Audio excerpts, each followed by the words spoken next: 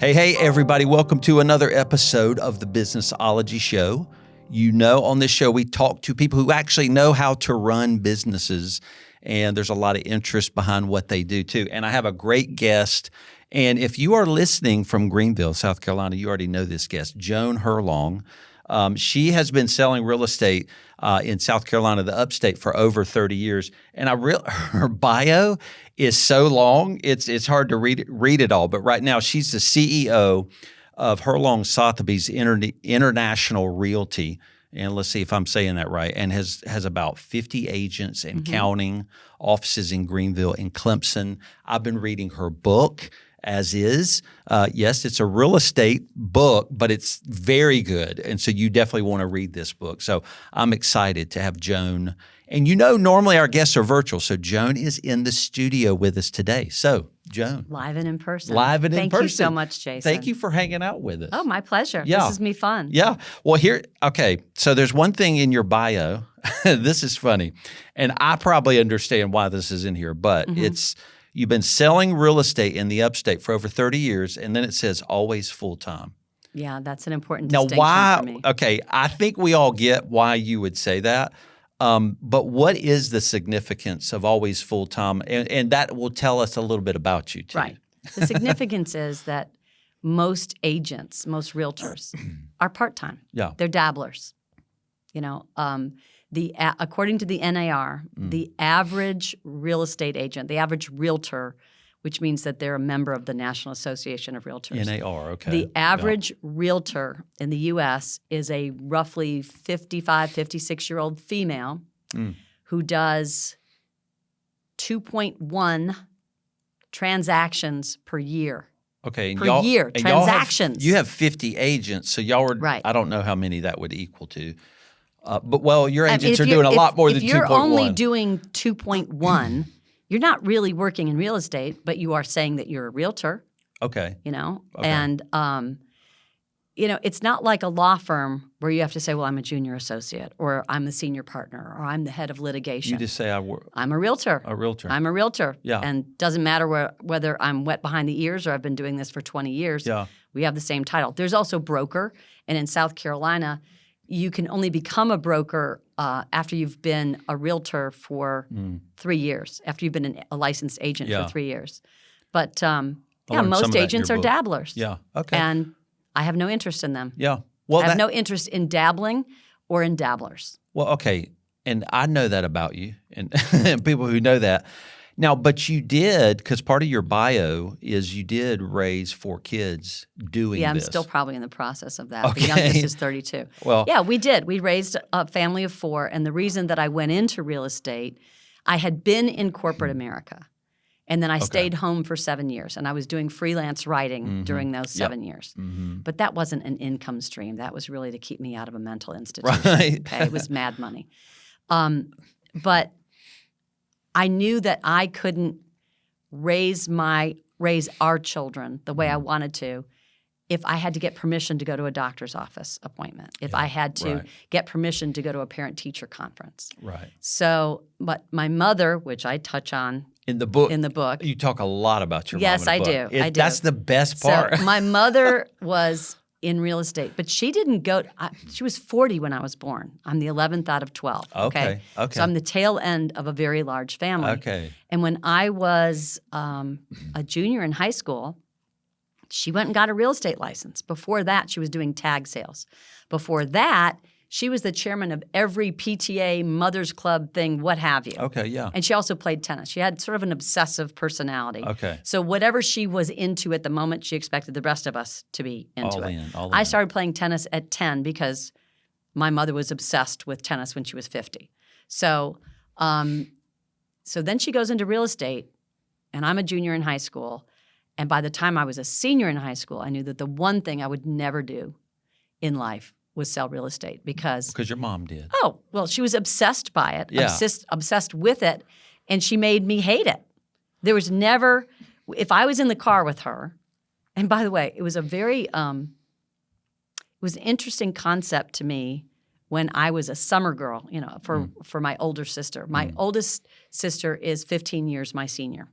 And so when I was 11 and 12, and for a few summers after that, I would be her summer girl, where I would go and live with her and her family of 2 kids, wow. then 3 kids. Wow. And I was like their built-in babysitter. And it was like being on vacation to me because Yeah. what else was I going to be doing? Yeah.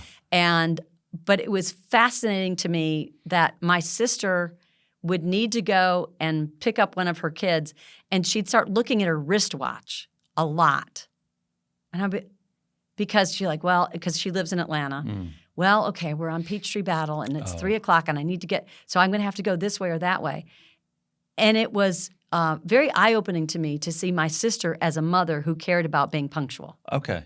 Yeah. Because that was not in my mother's vocabulary. Okay. As her child, I never expected her to pick me up early, and it didn't occur to me that anybody that was my normal. Yeah. So, okay. but when my mother went into real estate, it was even worse because when she did pick me up to give me a ride somewhere, it was never going from point A to point B. Okay. And I knew the way between point A and point B. It was a real estate transaction. Yes.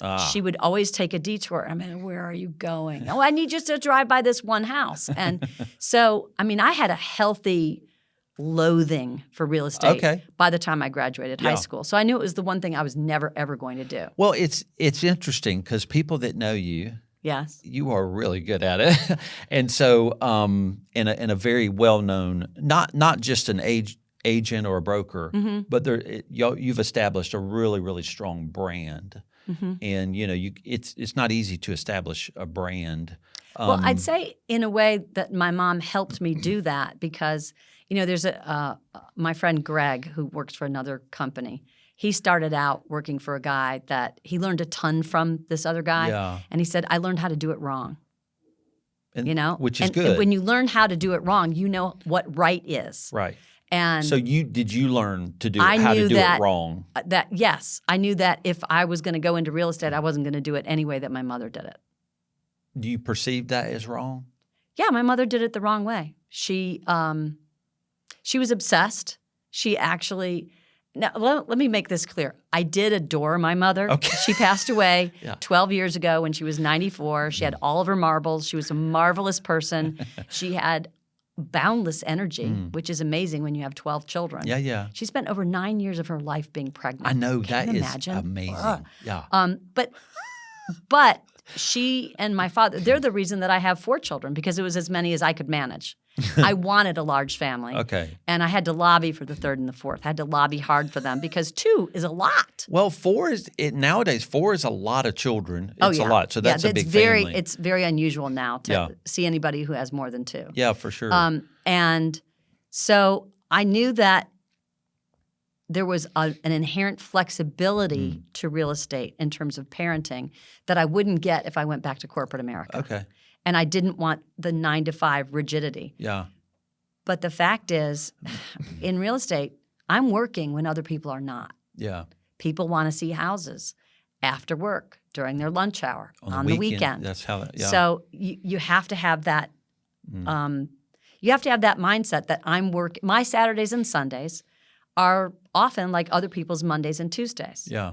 That doesn't mean I'm going to work 7 days. Right. It means that if I want to play tennis on a Tuesday, I'm going to do it as guilt-free as some guy who wants to play golf on a Sunday. Yeah, but a lot of that is misunderstood, and I wonder what you think about the residential real estate market. Like you've built a brand. Yes. Would you say this market needs to level up its brand? Is that Every true market, as every a market profession? does. I mean, well, every market does. No, let's be very clear. This is not a profession. It is not. Well, I just called it a profession. It's not a profession. There are mean by agents that? who exhibit professional behavior, but that's the exception. That's not the rule. This is an industry. This is a business. Okay. I don't have to go to graduate school to do this. Okay, I see what you're saying. I don't have to get my MBA. I don't have to get my architecture seal. I don't have to get my CPA. I don't have to get my JD. I don't have to get my MD. I don't have to get my MSW. I am not a professional. This is not a profession. Are you now? It sounds like you're saying that because this profession will let anybody in. Exactly. Okay, you know that what the might barrier, be part of your problem. You know what the barrier to entry is in South Carolina? What? Well, it's almost non-existent. You have to be at least 18 to get your license. Okay. You have to have your GED. Okay. Okay.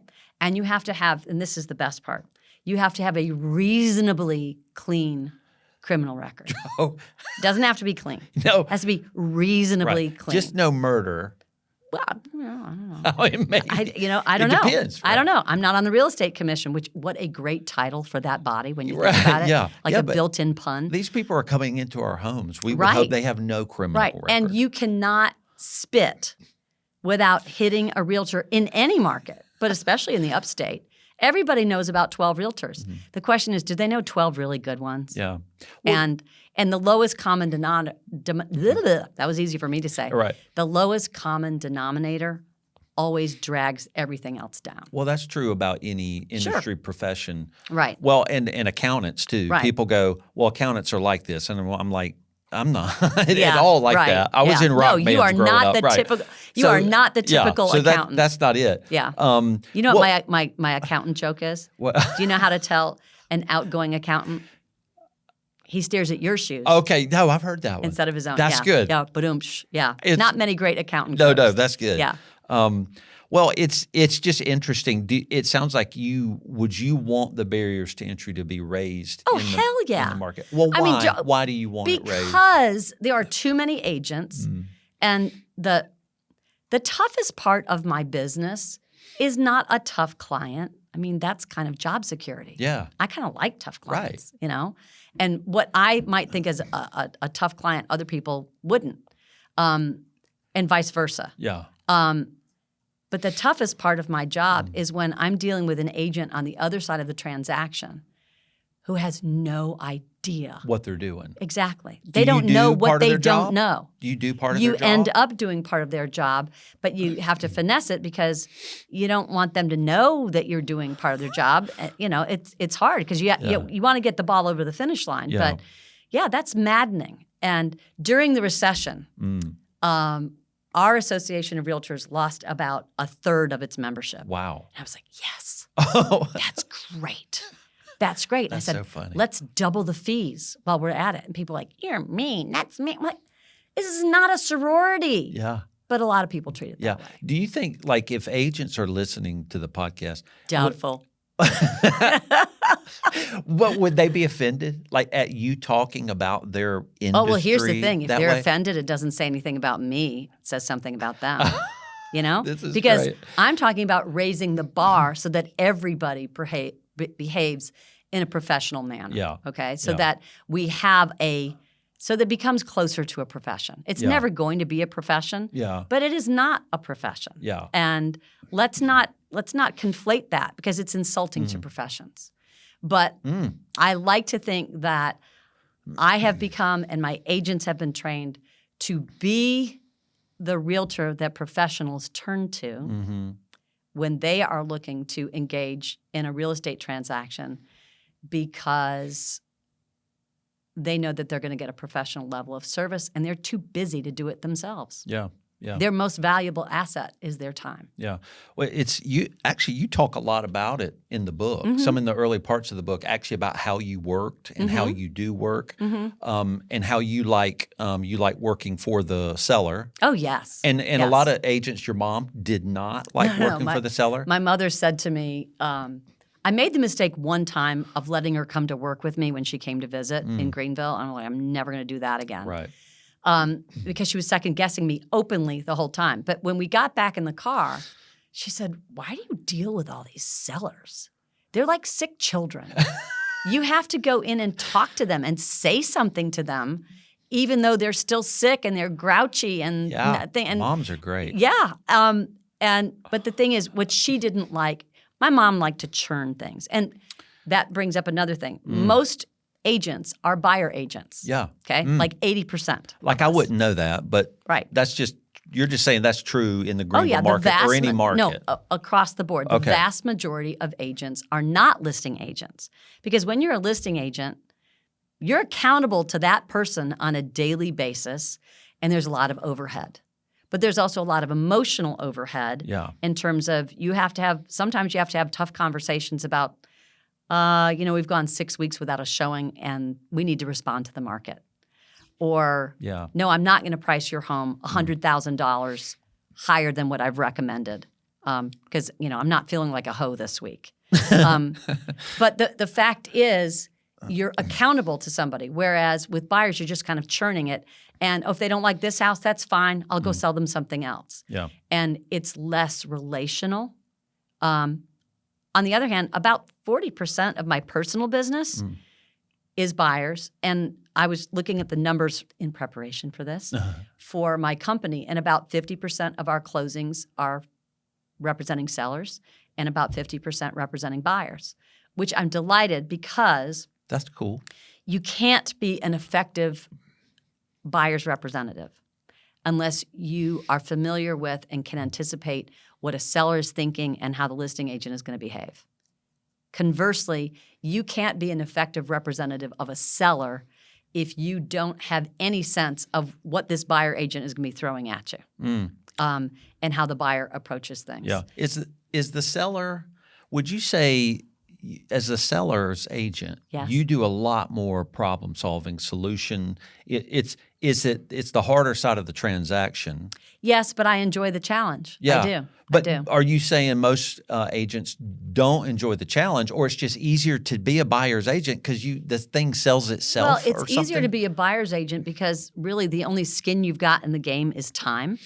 You're not paying for advertising. You're not. Okay. Now, on our listings that are high end, like over 1.2, Right.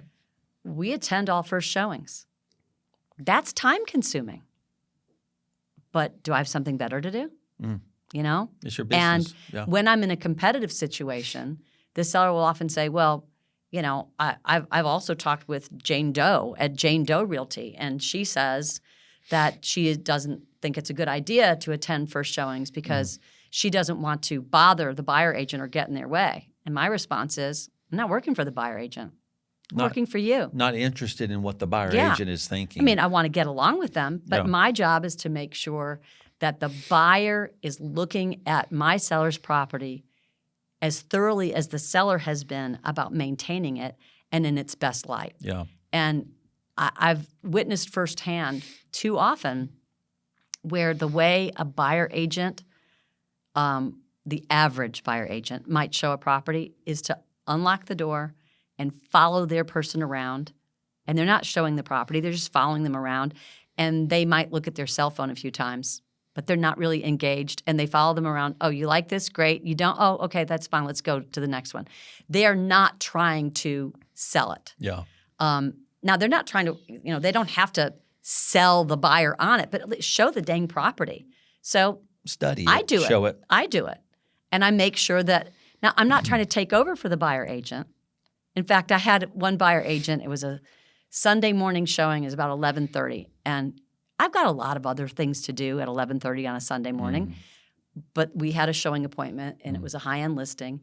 And she came to the front door, and her people were standing out in the yard. And like a lot of sellers, my sellers had cameras all over the place. So they were watching this showing. And she said, yes, thank you for opening the door. My buyers don't want you to be here. So you can wait outside while I show the property. She'd never been there before. And I smiled, and I said, oh, thank you so much. But my seller expects me to be here. And I beckoned to her people. I was like, you can come on in now. Come on in. Boy. And I mean, she's not going to tell me how to do my job. Yeah. On the other hand, what you have to do is tell people what you're going to tell them, and then tell them what you've told them, and then get out of the way. Yeah. So they came to the front, and I said, I'm Joan. I'm the listing broker. I'm going to give you the 5-cent tour of this home, so that they're seeing it in a way that and I'm giving my seller feedback too. And when they have questions, and sometimes those questions stump me, I try to memorize the house, but some days I can't remember what I had for breakfast. Right. So if they have a question, it's very valuable for me to be able to say, oh, let me text my seller and get that answer to them in real time. Yeah. They're interested enough that they're inside the house. Yeah. Why say, let me get back to you next week? That's lazy. Yeah. So anyway, then I give them the 5-cent tour of the house, and then I get out of the way. Yeah. I get out of the way and let them stay and walk around and take as many more revolutions through the house with their buyer agent, with me not dogging their every step. Yeah. But in a sense, it's your property. You've been hired to be there. Right. And I think the way you approach this is, And people in the Greenville market know your brand is very upmarket. So it is a very upmarket brand. It's And was upmarket branding, but it's also upmarket client service. Now, do I attend that's first the showings point, on though. every price point? No. There's only so many hours in the Right. day.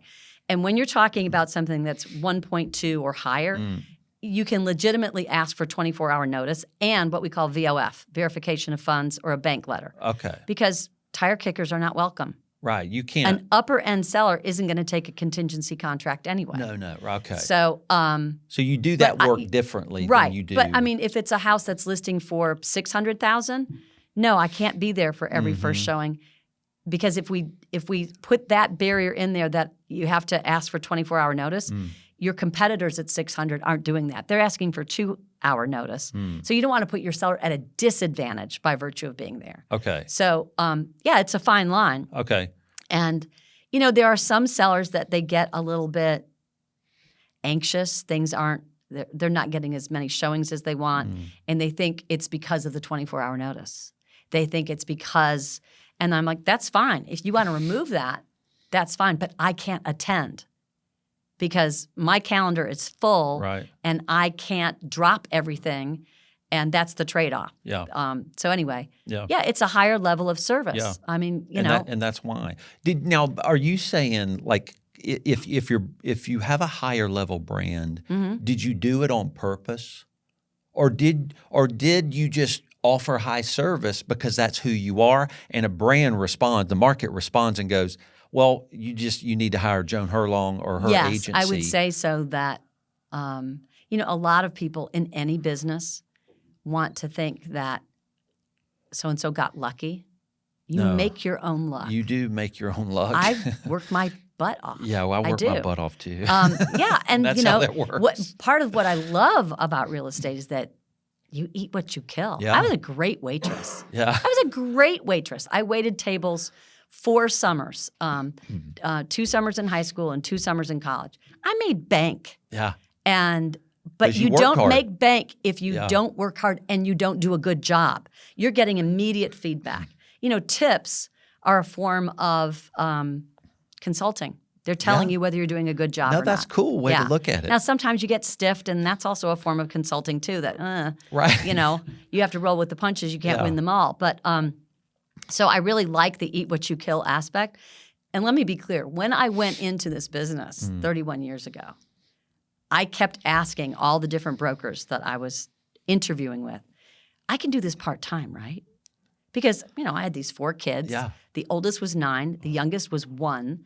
Oh, yeah, you can do this part-time. Yeah. Most agents do it part-time. That was like a no-brainer. Yeah. One woman who's long since retired said to me, she offered me a position, and she said, but my advice to you is don't tell anybody that you're in real estate for at least 6 months.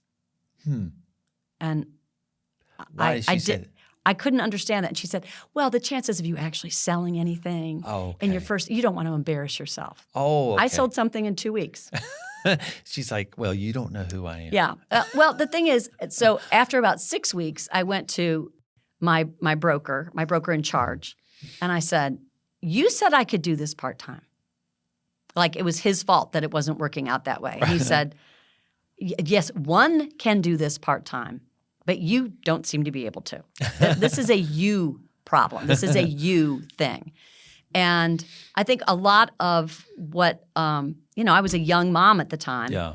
And I clued in pretty quickly that, okay, I'm good at this. I like this. Yeah. But I can't do part-time momming and part-time real estate. I can't do both well.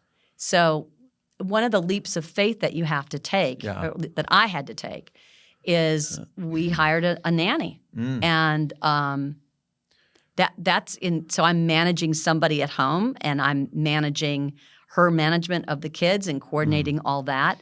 And one of the things that I did lose sight of in the short term, and I corrected that pretty quickly, is that your most important clients, particularly when they're little, are your family. And I have cautioned my agents, male or female, when they have young ones at home. Now, it is the kiss of death to say, I'm sorry, I can't show you a house at 3:30 because I'm going to be in carpool line. Right. Because the buyer doesn't care. They don't care. They don't care, Yeah. and they probably won't respect you for saying that. Yeah. Unless they're a friend and You they want know them your to, life. but they right. just but they they're don't. not going to. Yeah. Right. But if you say, I'm sorry, I'm committed to other clients between 3:30 and 5:30 today, but I can show you the house at 2:30 or we can get together after 5:30, they're not going to ask you, how tall is your client? Do they weigh more than 80 pounds? Are those your kids? Right. Is that who they you're don't talking about? ask that. No. But that part of your busyness in life when you are a young working parent is that you've got all kinds of clients. And I did lose sight in the short term that and my husband, he brought my attention to that. He said, can't we at least be as important as your clients? And he made a fair point. Yeah. And he had been on the other side of the equation because when we had our first child, Jack, William was at the end of his second year of law school, okay? So I was supporting our eating habit. And back in those days when I was at Leo Burnett Advertising, they were openly saying to me, well, you're not going to come back after you have that baby. I mean, you can't even speak that way to a pregnant person today. No. But they're like, well, why should we give you a promotion? No. And I said, I'm supporting our eating habit. He's at law school on scholarship. We have no money. We are not trustafarians here. And so we had a lady named Mildred who came to our little bitty apartment. I think our apartment was like 600 square feet. And we were cliff dwellers. But he was 3 weeks from law school, 3 blocks from law school, and I was 8 blocks from Leo Burnett. So we were able to walk, and we lived in downtown Chicago, and we were catty-corner to the Hancock building, which was great. Yeah. But anyway, we had this lady named Mildred who came in 3 days a week, and then 2 days a week during William's third year of law school, he had Jack. And I was doing the 9 to 5 at the ad agency. Okay, yeah. And he would be the one who would call me at like 5:20 and say, when are you coming home? I have been alone with this baby all day. Right. And it's hard, huh? Right. Yeah. So he knew that feeling that I had after 7 years of staying home. That's pretty cool. I was like, I'm ready to go back and jump in. Yeah. So when he said we have to be at least as important as your clients, he was absolutely right.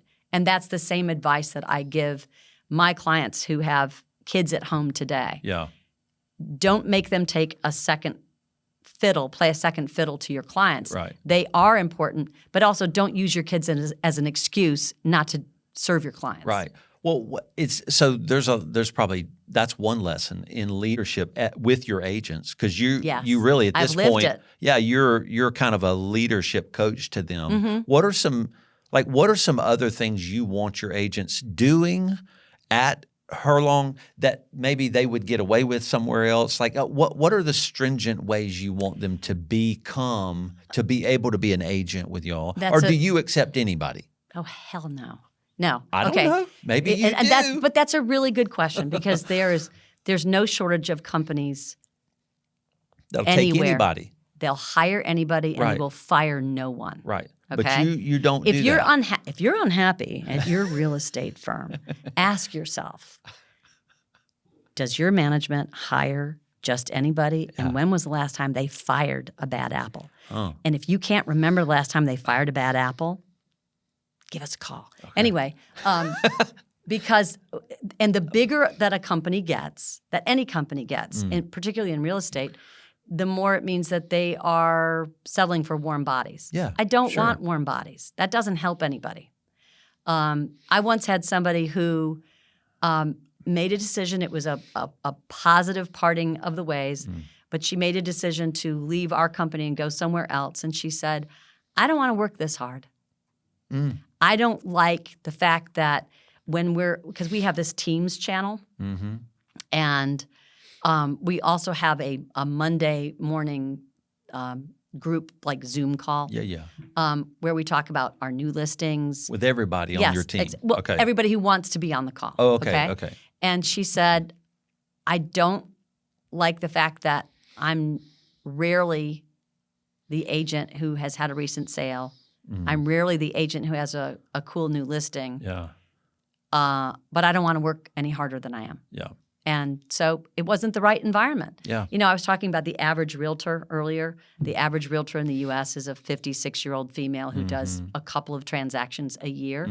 The average age in our company is around 38 or 40, and that's including old people like me. I'm 65. So we are a young group, and I don't know what it is. It's maybe 50-50, probably skews a little bit female, but I have a lot of men, and they are not in it as dabblers. No. All of my people, they're in it to win it. They're treating it like a business. Like most of your agents probably are. Right. They're It's entrepreneurs. their full-time job. So what am I looking for? I'm looking for agents who are running their business as a business. I'm looking for agents. You know, we have, you know, everybody has a mission statement, and our mission statement is honor, advocacy, and expertise.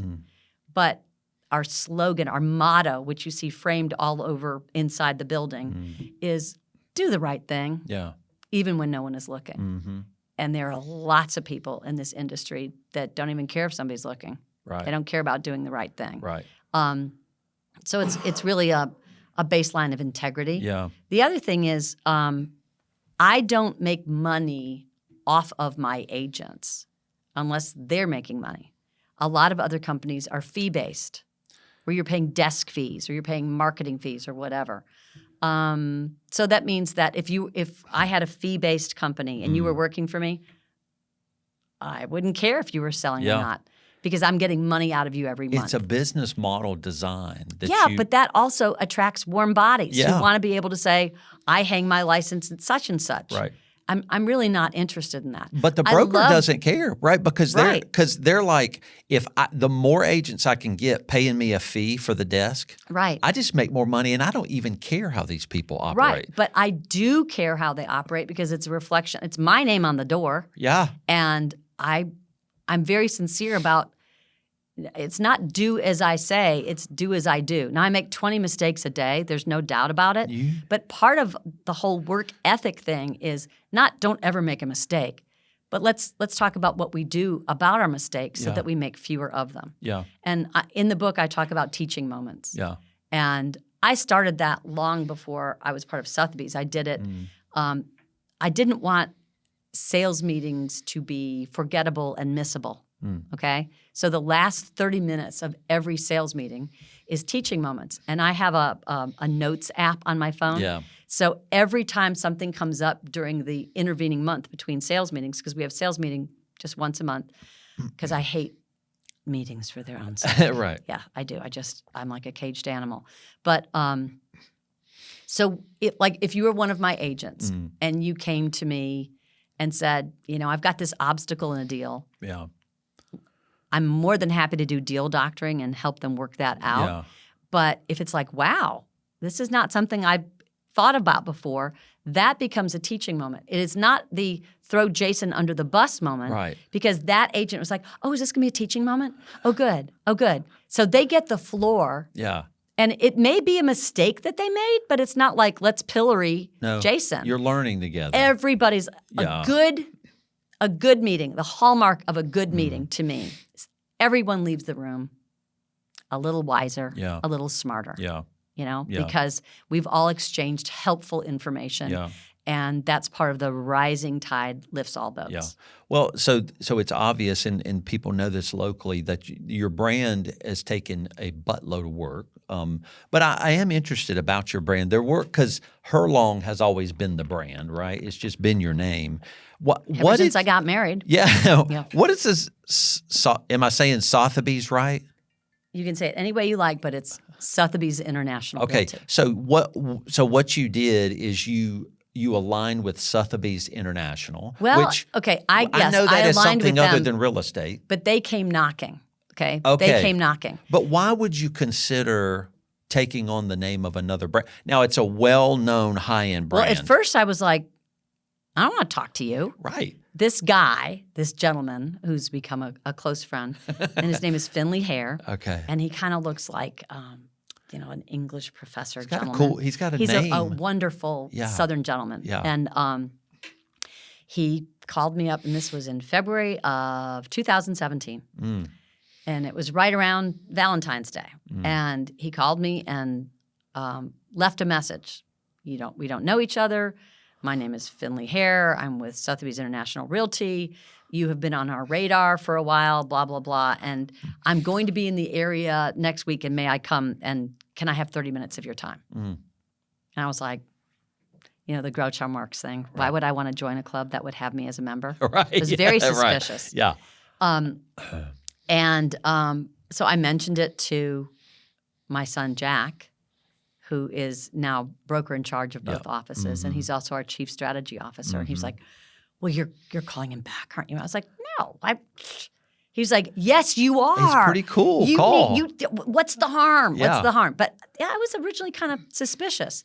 And, I'm going to get sore from patting myself on the back. But one of the things that I learned through the process, because I ended up meeting with the Sotheby's International Realty people 5 times. But the first 4 times, they came to Greenville, little old Greenville.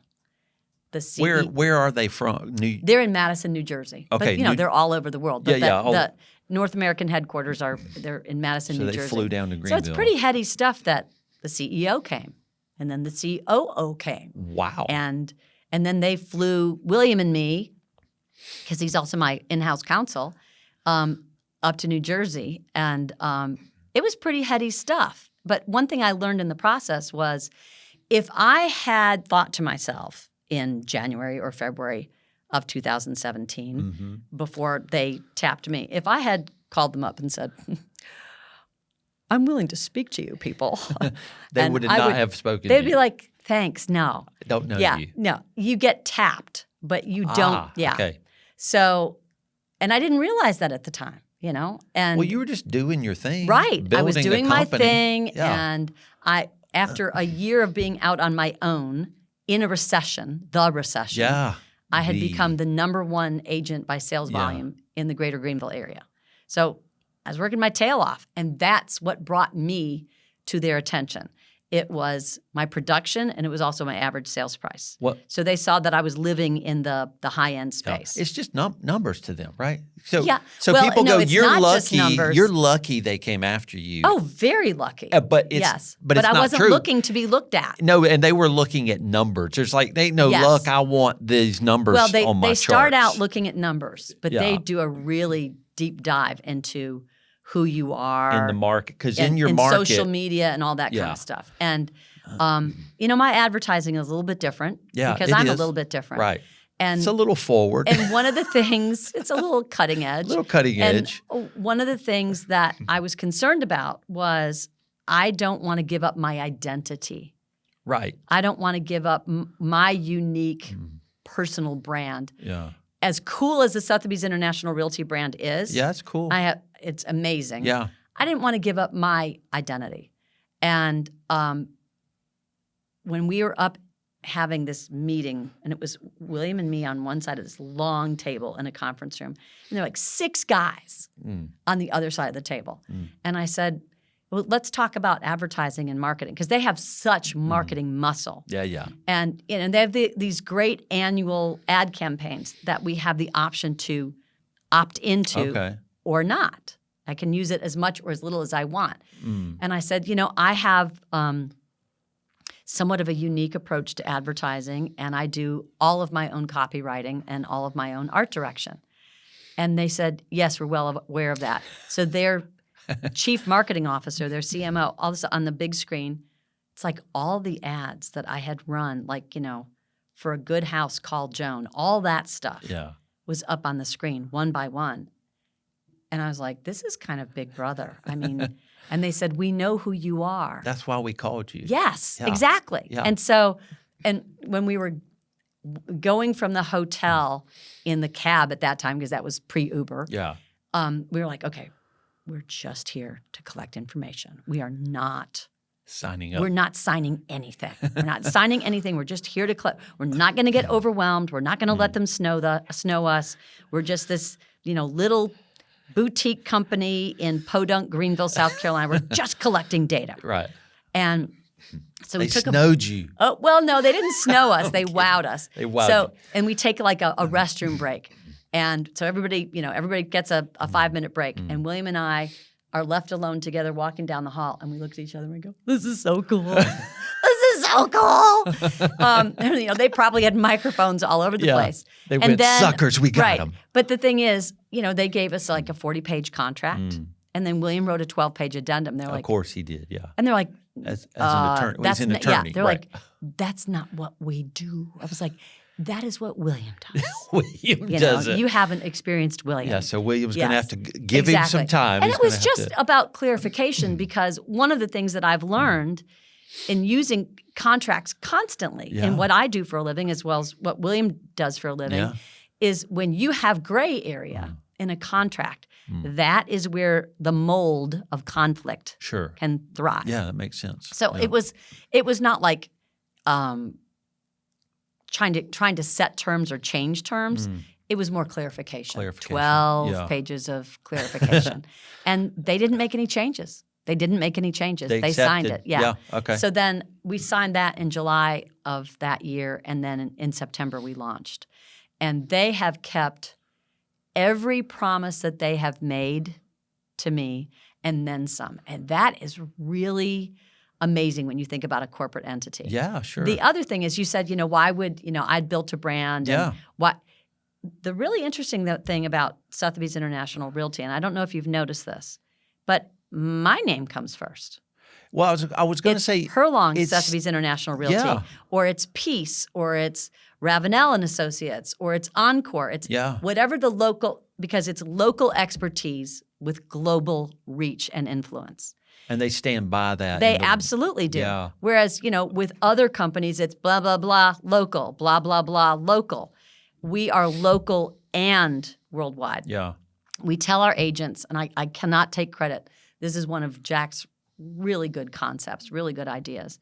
We tell our agents that they have 3 equally important brands on their business cards. And so one is Hurlong, the brand that I've created. Right. The other is Sotheby's International Realty, which is an unmatched brand in terms of, everybody's like, we're global. Yeah. Really? Are you? Yeah. Okay. Maybe you've paid to play, but now that Sotheby's International Realty sets the standard and keeps raising it in terms of truly being international. Yeah. And the third and equally important brand is the agent themselves. Their name. Yeah. Yeah. You got 3 brands on your business card. Yeah. So we don't have canned social media. Other companies do because that's the average. And if they're specializing in average, that's great. That's great. But I want my agents to be developing their business based on the connection and the relatability that they have with their clients. So, I can't be Jason. I can't, try to imitate your brand, and you can't imitate mine. Yep. When people are like, I don't know what my brand is. Your brand is yourself. It's your reputation, which is how you built your business. Exactly. Yeah. It's your work ethic. It's your expertise. It's your approach to client service. And so, no, our social media is not like, buy my house, buy my house. That's really tinny and boring, and it's really easy to get It's the same as everybody else. Exactly. Yeah. And it's not cutesy because, I'm sorry, luxury and cute.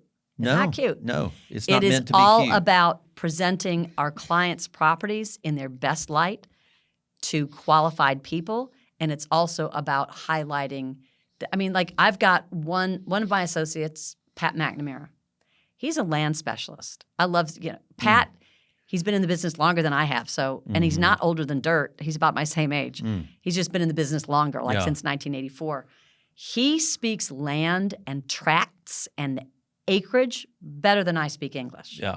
It is second nature to him. Yeah. And that is his brand. Yeah. It's not like, hi, I'm Pat and I'm so cool. It's, you want to talk about land? You want to talk about legacy properties? To talk to him. You want to talk about making an investment in land? Yeah. He's the guy to talk to. Yeah. And the important thing in any business, and also I drum this into my agents, I know what I know. I know what I don't know. When you don't know what you don't know, you are a disservice to your client. You get in trouble. When you try to do a little bit of everything, you can't. You can't do it well. So I have had clients come to me and say, we're thinking about buying a legacy property. And at first I thought, what the heck is that? But, we're thinking about buying land for our family as an investment. Oh, okay, yeah. That's what a legacy property is. Okay. I'm like, okay, it would be the blind leading the blind. Let me refer you to Pat. Yeah. And okay. the important thing about any kind of a referral, like when I refer somebody to you, Jason, Yeah. I know you're going to make me look good Yeah. for It's- giving your name to that person because you do such a great right. job. It makes you look good. Exactly. Yeah. So it's not just I don't know what you need. I'm not going to pretend I know what you need, but I know somebody who's really great at this, and you're going to thank, because a lot of times people are like, well, but I want to work with you.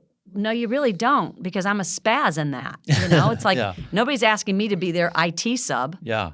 Their business would crash. Yeah. So it really is important to know what you know, but to know what you don't know, but know people who do know what you don't know. Yeah. Before Pat joined our firm, anytime I had anybody who needed land expertise, I'd refer them to Pat. Yeah. And he was always so generous with his time and his expertise when he was his own company. Yeah. That it was sort of a natural blend because, you do get to a point in your business like, well, what am I going to do with this book of business if I'm staring down both barrels of wanting to travel more and wanting to retire? Sure.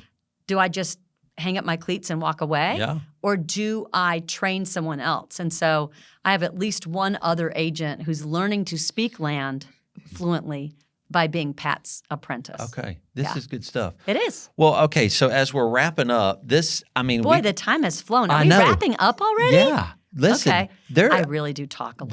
Listen, the stuff you could tell us about leadership is probably mind blowing. But there's some really good stuff I want to ask you about, and it is about elections and economic issues, because the real estate market just flows and follows a lot of that stuff. It does. Sometimes so painfully. Yes. Sometimes Yes. in very excited ways. And we as entrepreneurs, because entrepreneurs listen to this show, Yes. they have to know what the world's doing because it affects them and their business. Right. How do you look at elections? Like, do you not – because we feel those are uncertain years. Do you not like them? Do you like it when it's over? I like it when it's over. Okay. There's no doubt about that. Because you want more certainty in a market? Yes. Anytime there's uncertainty, Okay. it's going to have a dampening effect on any market, Yeah, whether it's the it stock does. market Yep. or the real estate market or the car market. Yep. Uncertainty makes people sit on their hands. It makes them batten down the hatches. Yep. I have told this story till I'm blue in the face, but back in 2008, when Obama was first running for president, and it was an open election. He was Yep. running against Romney, I can't even remember. I think. Anyway. But he ran a really good Yes, but it was election. also, like, especially in South Carolina, it was like half the people were worried that the wrong person was going to win, yeah, and that was true on both sides. They were worried that the wrong person was going to win. right. And I remember at sales meeting back then, and I was not independent at the time. I was with a big company. I remember raising my hand, and it was like October. And, generally speaking, we follow the school year, okay? Okay. Because most of the buyers and sellers in Greenville County anyway are families. So it stands to reason that you're going to have a fairly lively fall market between roughly Labor Day and Thanksgiving-ish. Yeah. And then it gets quiet through the holidays. And then it starts to pick up again, and it peaks because the busiest closing day of the year is the last Friday in May. That's a perennial fact, okay? What? Yeah, because That's wild. if most sellers are families, they want their kids to be able to finish the school year. Yeah. So I if you have a never would've 30 known to 45 day closing period and you want them to finish the school year, which ends in May, kind of stands to reason that you want to put your house on the market in April to time it well. Okay, so anyway, I didn't know that. That's a perennial sort of rhythm. But back in 2008, I can remember raising my hand at sales meeting. It was mid-October, and I said, "Is it just me? Am I the only person hearing crickets out there? Because I feel like the fall market has ended before it's even begun." And then they're like, "Yeah, it's really slow out there. It's really slow." And at that time in 2008, we didn't have the metrics that we do now. Right, Okay. right. So it was really still a lot of mother-in-law research, and social media was embryonic at the time. Yeah. So, it was a very slow and quiet September and October. Which is that unusual for you? Yes, that is so unusual. it felt weird to Yeah. you. So okay. and then I realized in an open presidential election when there's no incumbent running, there's a lot of uncertainty. Okay, so then the election happened, and there was no uncertainty anymore. Of course, now we didn't know in the first week of November what was coming in 2009. Okay, But in those ensuing 8 to 10 days after that election, I recall I put 9 properties under contract. Wow. 5 were listings, 4 were for buyers. I don't do that in a lot of Novembers. Wow. Those are more like August numbers in terms of transactions, okay, for me. But there was no uncertainty. So there was that same level of uncertainty on steroids this year in 2024. Totally. Across the world, Right. really. So it was a lot slower this fall Well, okay. than I wanted it to be, than any of us wanted it to be. Yeah. Has it picked up a bit since the election? Yes, but it's not like the floodgates have opened because, I don't know if you recall this, but the day after the election, interest rates went up. Yeah. So it was like, there's no magic bullet. Yeah, yeah. But the long answer to your brief and cogent question is yes, national elections, particularly presidential elections, have an effect on markets. Yeah, and it is, and I think we've wondered that too. It's the uncertainty. Yeah. And especially entrepreneurs who have the risk of their life and their business on their shoulders are not taking risks in the middle of that type of uncertainty. Right. Now, entrepreneurs take risks as you do. Yeah. Right. We have to do that, but not when we have no clue what they're going to do. Exactly. We take risks that prove themselves out to give us returns. Right. That's what people think entrepreneurs just blatantly haul off and buy crap and do stupid stuff. Yeah, right. Sometimes we do stupid stuff. We do that. But we're trying to take risks that actually move us forward. But the average bear, when they're uncertain, it's easier to do nothing. Yeah. It's easier to do nothing. And perceived as safer to do nothing. Exactly. Yeah. And there are quite a few people that express their emotions with money. Yeah. If they're happy about something, they go shopping. Right. They celebrate, they buy stuff. That's their love language. Yep. If they're anxious about something, the sky is falling in and we're all going broke and we're living under a bridge next week. Yep. It's one thing or another. So that gets amplified when you've got all this national uncertainty. Yeah. But it wasn't just uncertainty. There was so much anxiety and bias and doubt. Sure. Like, am I getting the real facts? Yeah. Or I'm getting alternate facts, So, and Even those questions remain unanswered. Sure, yeah. It was even more than uncertainty. Right. Yeah. But I'm glad you brought that up because one of the things that I have to reiterate to my agents repeatedly is that I do want them to state their, enhance their personal brand and promote their personal brand on social media. Social media, I mean Instagram, Facebook, LinkedIn, YouTube, all of those things, okay?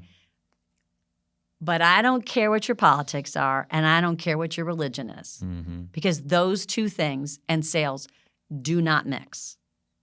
You're either talking to an echo chamber and they're not going to buy a house from you because their politics are the same, but they might not if you have said something that may offend their political beliefs. That's it. And religious beliefs. And too. religious beliefs. Now, that doesn't mean that you can't go around saying Happy Hanukkah and you can't go around saying Merry Christmas, but it does mean you can't go around saying my religion is better than yours. Yeah.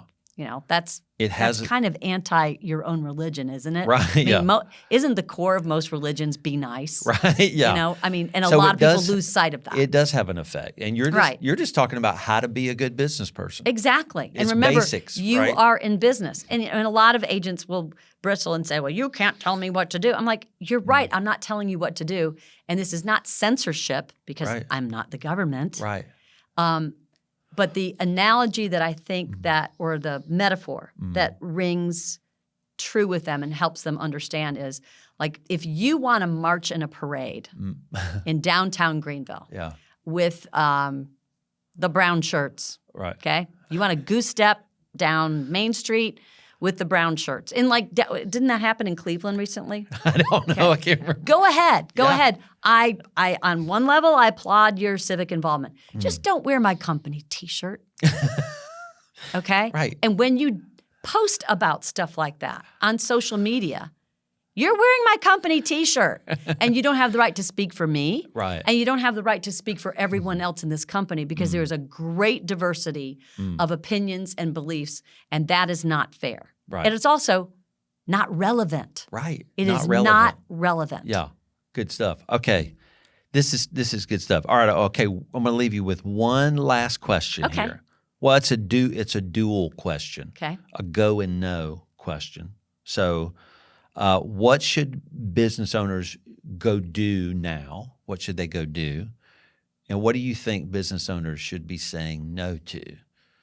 And those are pretty broad, general Yeah, could questions. you be a little bit more broad? Could you be a little bit more vague? Just really broad. Well, let's keep it to your profession. Okay. Really, for real estate Okay, for real agencies, estate, all right. What would you say? Because you're an expert in the business, right? What would you say? Do you want to become the best? Here's what you should go do now. And what should you say no to? What should you stop doing? Okay, that is a good question. My goal actually is not to be the biggest. It is to be the best brokerage for the best agents. Okay. Like the people that So it's get not it. size. Size is no strategy. No, size does not matter. Okay. In fact, one of my colleagues who owns the Sotheby's affiliate called Kerfus in Philadelphia will not let his company grow to be more than 125 agents. Okay. He said, I'd rather have 125 really great agents than 300 that are okay. Okay? It's a mindset. It's a different business model. But particularly in the wake of the class action lawsuits that have rocked this industry, I would say, what was your question? What's my go thing? Yeah. What should they go read do? the settlement or hire a lawyer like William, like I did, Right. to read the settlement, Okay. okay? If you are in this industry and you are giving a wink, wink, nudge, nudge to the changes that had to come about in this industry where sellers must make a fully informed decision. And part of that fully informed decision is you as a seller, Jason, are not obligated, expected, or recommended to offer any compensation to buyer agents because every buyer agent that darkens your door already has a signed agreement with their buyer where the buyer said, I'm going to compensate you. Yeah. Okay. A seller has the option, they have the right to offer a contribution to a buyer agent's compensation if they want to as sort of a marketing incentive. But there is zero obligation, okay? And the companies that are walking around saying, wink, wink, nudge, nudge, or I'm going to keep doing what I'm doing, are putting a target on their back. Because if they think this litigation is going to go away, they are dead wrong. I'm not a lawyer. I just sleep with one. Right. But one of the things that William has been just incredibly invaluable in terms of not just educating our agents in our company, but we have gone and spoken at like more than half a dozen of our fellow affiliates. Yeah. And it's talking about business as unusual because a class action settlement, regardless of what that settlement is, only protects you from the consequences of past behavior. Okay? Okay. So if you, let me back. If you have been protected by a settlement because of a class that an association that you're part of that says you can never wear purple pants again, never, ever, ever, because it's contrary to your client's interest or whatever. But you can never wear purple pants again. Okay. If you go around telling the people that you work for, I'm going to still wear purple long underwear and I'm going to wear lavender pants and I'm going to have a lot of purple accents, if you know what I mean. You're just putting a target on your back. Yeah. And the fact is, it's not a scare tactic. It's a legal reality that when you violate the terms of a class action settlement that protects you from the consequences of that lawsuit. When you violate those terms, you are subject to being sued individually, and your E&O doesn't cover you.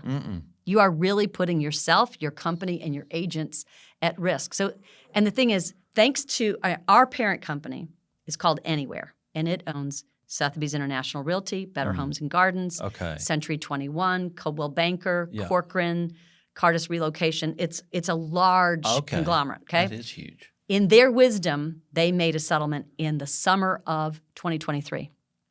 So we've been doing business differently since August of 23. Okay? Following that settlement. Right. Not because we were forced to by the NAR settlement, which took effect in August of 24.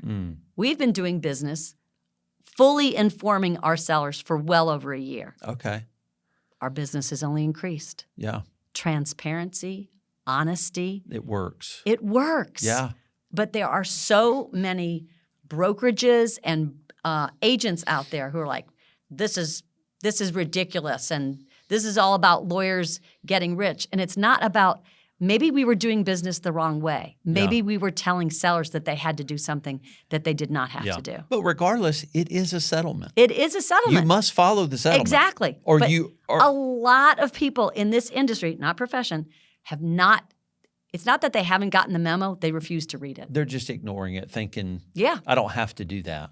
There was an agent who recently told me, "You can count on me that all of my sellers are going to be offering blank commission, X% commission to all buyer agents. You can count on me for that." And I thought to myself, God, I hope you're not putting that in writing because you're going to get your ass sued. You're going to get in trouble. But he's not my problem. Yeah, no. He's working for another brokerage. No, it's just part and of that the industry. brokerage is allowing that kind of thought, allowing that kind of talk, and he's putting the whole brokerage at risk. Yeah, that is not cool. Well, what should these real estate agents that, these brokerages that are trying to do the right thing, what should they stop doing? What should they say no to as a strategy? It always boils down to just do the right thing. Yeah. Even when no one is looking. Yeah. And the fact is, when I do these presentations, I ask for a show of hands, and it's usually a room full of 50 to 100 agents, okay? And I ask for a show of hands. Because they're Sotheby's International Realty agents, they're, by and large, they're experienced, and they've been around the block a few times. Yeah. And dealing with a sophisticated clientele. Yeah. And I'll ask for a show of hands. Raise your hand if you have ever dealt with an agent on the other side of the transaction who was so unethical, so consistently unethical, that you wonder, how do they close anything? How do they put food on the table? Yeah. And everybody's like, let me tell a story. And that's fine. And that doesn't surprise me at all. And then I ask for a show of hands. Raise your hand if you have gotten so fed up that you've taken it to the mat and you filed an ethics complaint. Oh. And it's mostly crickets. So there are a lot of professions that are reluctant to police themselves. Okay. And this industry is no different. Okay. But the biggest difference is, unlike the true professions, we have a low barrier to entry. So what I would like to see is a higher bar just to get into real estate, and a higher willingness to go to the mat. But this is my term. It's called the Southern Conundrum. And you tell me what you think. Which is ruder, if you're a Southerner? Which is ruder? Here we go. For me to do something really rude to you, openly humiliate you or cheat you or something like that. Which is ruder? For me to do that or you to publicly call me out for that? Which is ruder? You tell me. What I have found, and this is I call it my Southern Conundrum because I've been here for 35 years. Right. But everybody knows I ain't Southern. You ain't Southern. Right. I think in the Southern culture, it's ruder to call the person out. And that... You're saying that's how we act. Yeah. And that Yes, I see that what has you're a saying. that creates this reluctance to police ourselves. Yeah. Well, everybody does it. But the other thing is, if you file an ethics complaint, if you take it to the mat or whatever, or an arbitration or whatever, then you are living in a glass house. You better be sure that your glass house is clean. Yeah. And people don't want to do that. Yeah. If I pursue that, then I might get pursued, and I can't be sure that my house is clean, so I'm just gonna. Yeah. No. But that's how you run your business. Do the right thing when nobody's Right. looking. But then, and the thing is, I can think of so many different ethics things that I could have pursued. But how many hours in the day? And I'm tired. Oh yeah. And I'm not the beat cop. It's not my job. Yeah. But the thing is, if you don't do it, then you are enabling that behavior. But it's just, how do you want to spend your time? Because it is time consuming and exhausting. Yeah. So, but the easier way, rather than saying, let's police bad behavior, let's raise the bar so that bad behavior isn't so easily expected. Yeah. Does that make sense? Yeah, I love it. Okay. Well, Joan, this has been awesome. Yeah, this is fun. Thank you. The time has just flown. It has flown by. Yeah. I mean, there's so much we could have learned from you, but people should get your book, As Is, An Insider's Guide to Real Estate. It's a short read, and it makes a lovely paperweight when you're done. It's very good, but it's more than just real estate. Oh, no, and it's not a how-to. It's not like, that's not the book for somebody who's thinking about selling their house for sale by owner. This is the theory about how to run business well. It really is. And I'm trying to talk about running a business in real estate better. Yeah. And I love it. The tagline, my tagline for the book is, people have the right to expect more from their real estate agent, from their level of service. Yep. But first they have to know what more to expect. That's right. And we don't know. So hopefully that people read it and come away a little bit wiser, maybe. Well, I think they will be. Yeah. You're pretty direct in there, so. I'm guilty of being fairly direct. I love it. Well, cool. Well, Joan, thanks for coming on the Businessology Show. Thank you, Jason. This is so much fun. We appreciate it. All right. Take care. Take care. All right.